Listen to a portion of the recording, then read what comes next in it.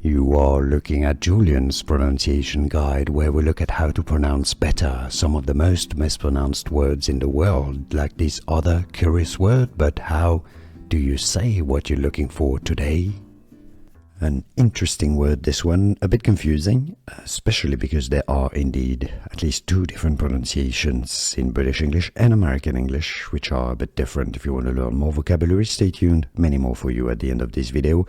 Obligatory, that's the British English pronunciation,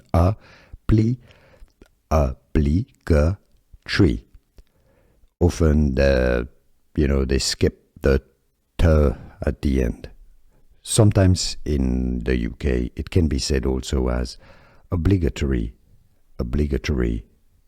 or obligatory, which is probably the most common one. Now, in American English, in the US, United States, it's normally pronounced as obligatory.